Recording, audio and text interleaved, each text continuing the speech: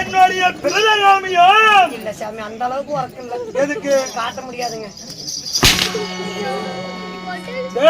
என்ன என்ன நீ அசிங்கப்படுத்துகிறாய், அவமானப்படுத்துறேன்? நீ என்னை கேவலப்படுத்துகிறாய். உனக்கு இன்னைக்கு தான் தெரியுமா? எதுக்கு சத்தம் போடுறாங்க? கோயில் கட்டி கும்பாச்சாரம் பண்ணி மக்கள் ஒரு குடமா 2 குடமா சேர்த்து ஏதோ கூத்து வச்சுக்கிறாங்க.